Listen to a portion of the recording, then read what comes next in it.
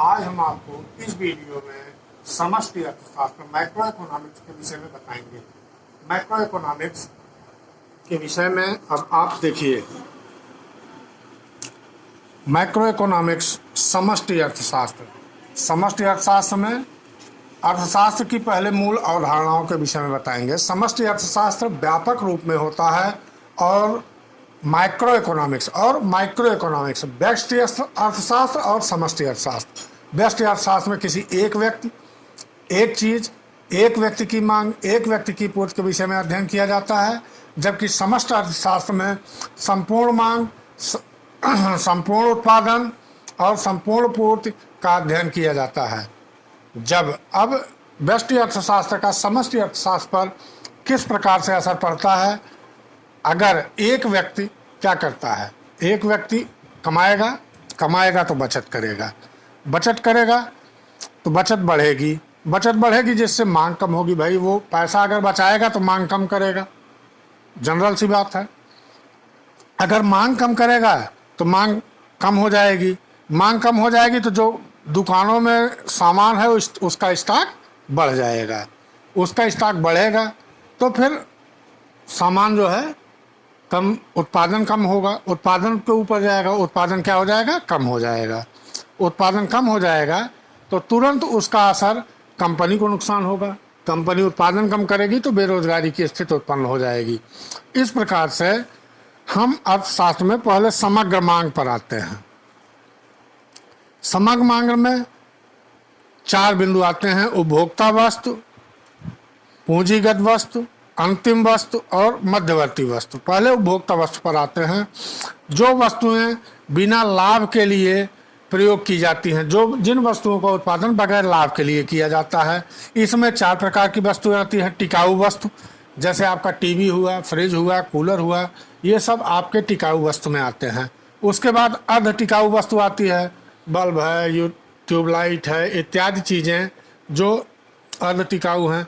गैर टिकाऊ वस्तुएं वे वस्तुएं होती हैं जिनका प्रयोग केवल एक बार किया जाता है, एक बार के बाद फिर उनका दोबारा प्रयोग नहीं किया जा सकता। ऐसी वस्तुएं गैर टिकाऊ वस्तुएं आती हैं।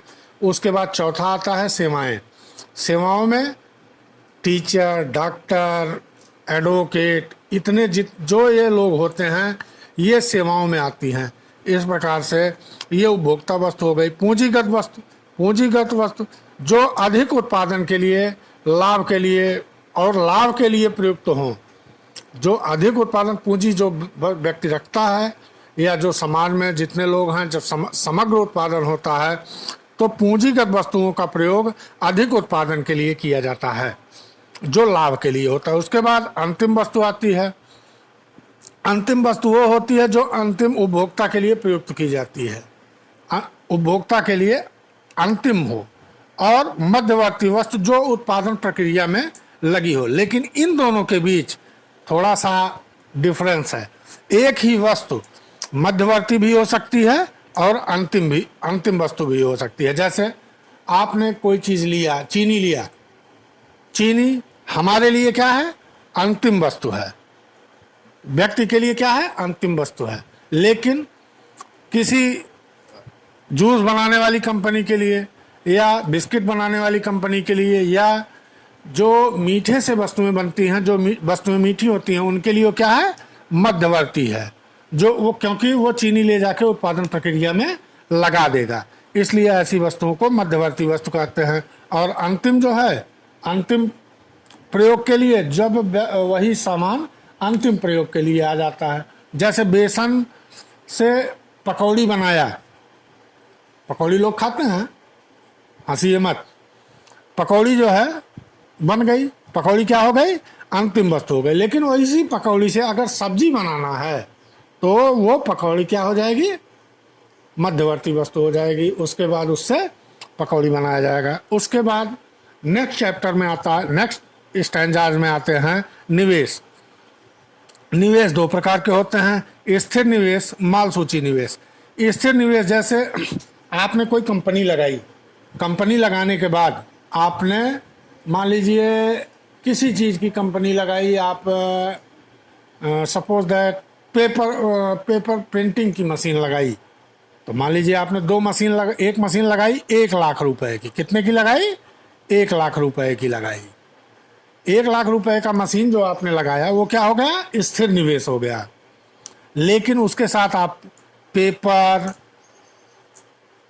इंक इत्यादि जो पूरक वस्तुओं के रूप में आप खरीदेंगे वो क्या हो गया? सूची निवेश, माल सूची निवेश में आपने लगाया। ये आपने स्थिर लगाया, ये माल सूची निवेश। मान लीजिए 50,000 रुपए इसको लगाया, तो चूंकि यह लगातार आपका बदलता रहेगा, इसको और मंगाना पड़ेगा और लगाना पड़ेगा जिससे उत्पादन अधिक हो, तो ये क्या आ जाएगा? माल सूची निवेश में। अब आता है मूल्यह्रास। मूल्यह्रास वह होता है जो निवेश में से शुद्ध निवेश जब घटाया जाता है तो वही मूल्यह्रास होता है। जैसे आपने एक कंपनी लगाई, 1 लाख की कंपनी लगाई, 1 लाख की कंपनी लगाई, 3-4 साल बाद आपने जो मशीन डाली है, 1 लाख की मशीन डाली है, उसका मूल्य घटकर 75,000 रुपए हो गया। तो 1 लाख 75,000 बराबर 25,000। 25,000 क्या हो गया? मूल्यह्रास हो गया। चूंकि हर वस्तु, हर मशीन धीरे धीरे अपने समय काल में वो क्षणित होती रहती है, घटती रहती है उसका मूल्य। जैसे आपने 20,000 रुपए का मोबाइल खरीदा, 20,000 रुपए का मोबाइल खरीदा, अगली 1 महीने बाद उसको बेचने जा रहे हैं तो उसका 18,000 मिल रहा है, तो 2,000 क्या हो गया? उसका मूल्यह्रास हो गया। इस प्रकार से धीरे धीरे जो है उस वस्तु का जो मूल्य घटता रहता है उसे मूल्यह्रास कहा जाता है। उसके बाद स्टॉक तथा प्रवाह आ जाता है। स्टॉक और प्रवाह दोनों में अंतर देखिए।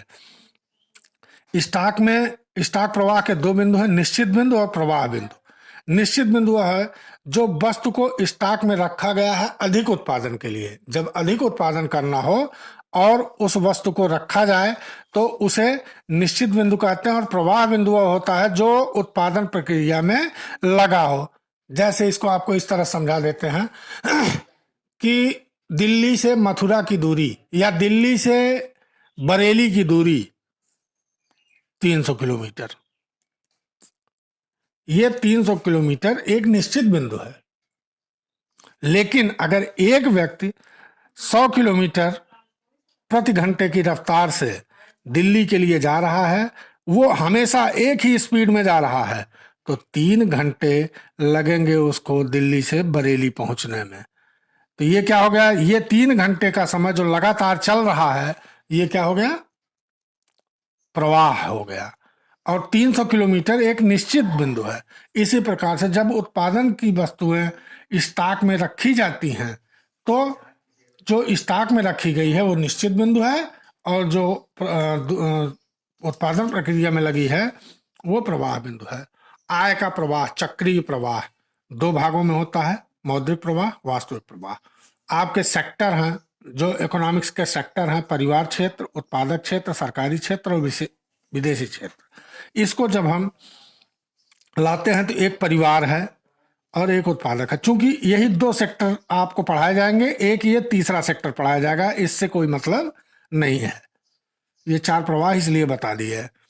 तो आप देख रहे हैं परिवार और उत्पादक 2 हैं। अब आप इसमें उत्पादन और आय का प्रवाह देखेंगे। आय का प्रवाह 2 प्रकार का होता है, मौद्रिक प्रवाह, वास्तविक प्रवाह। परिवार से उत्पादक को क्या मिला? श्रमिक मिला। श्रमिक मिला ना, जो उत्पादन प्रक्रिया में साथ देगा। अब उत्पादन प्रक्रिया, उत्पादक क्या करेगा? परिवार को क्या देगा? मजदूरी देगा। ये इसको मजदूरी देगा। फिर क्या होगा? परिवार क्या करेगा? परिवार उससे सामान खरीदेगा, उत्पादक से सामान खरीदेगा, उत्पादक से सामान खरीदेगा। और उत्पादक क्या करेगा? उत्पादक को वो उपभोग व्यय देगा। वस्तुएं जब खरीदेगा तो उसके लिए वो पैसा देगा और फिर पैसा देगा तो सामान खरीदेगा, और सामान खरीदेगा तो फिर उत्पादक क्या करेगा? वस्तु और सेवाओं का निर्माण। तो इसमें पैसे की लेन देन कहाँ हो रही है? मजदूरी में हो रही है और उपभोग व्यय में हो रहा है। तो ये दोनों क्या हो गया? मौद्रिक प्रवाह हो गया, दूसरा और तीसरा। इसके बाद वास्तविक प्रवाह क्या है? वास्तविक प्रवाह श्रमिक का है और वस्तु एवं सेवाओं का है। श्रमिक जो है वास्तविक प्रवाह में श्रमिक परिवार श्रमिक दे रहा है और उत्पादक चौथा नंबर क्या कर रहा है, वस्तु और सेवाओं को इसको दे रहा है। तो ये क्या हो गया, वास्तविक प्रवाह हो गया। अब आप देखते हैं ये एक चेन की तरह होता है।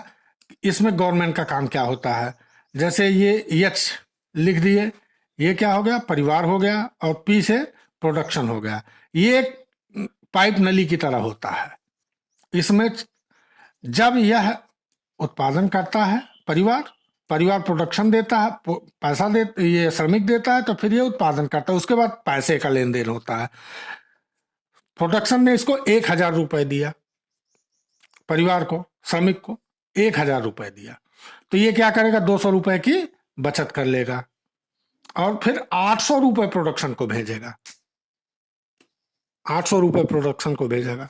फिर परिवार क्या करेगा, इसको 800 रुपए देगा, ये प्रोडक्शन इसको 800 रुपए परिवार को देगा, तो परिवार क्या करेगा, फिर 200 की बचत कर लेगा और इसको 600 रुपए देगा। ठीक, उसके बाद फिर ये क्या करेगा, 600। तो इस तरह से उत्पादन में घाटा लगेगा। इसी समय इसको क्षरण भरण का सिद्धांत कहते हैं। इसने क्षरण किया परिवार ने, इसको भरेगा कौन, भरेगा गवर्नमेंट। गवर्नमेंट ये जो घाटा होता है 200 रुपए का, इसको गवर्नमेंट इसमें लगाएगी और फिर ये प्रोडक्शन 1,000 का हो जाएगा। तो ये भरण करता है, ये क्षरण करता है। हाँ, जब ये बचत करते करते एक बड़ी बचत हो जाएगी, जब ये पैसा उठा के कंपनी लगाएगा तो सरकार को वो पैसा वापस हो जाएगा। इसी विषय पर, इसी चीज पर यह जो है सेक्टर काम करता है। तो इसको क्षरण भरण का भी सिद्धांत कहते हैं। इस प्रकार धन्यवाद। इस प्रकार से आप पाठ 1 के विषय में पूरी जानकारी लगभग जान चुके हैं। अब अगला पाठ कल पढ़ाएंगे। धन्यवाद बच्चों।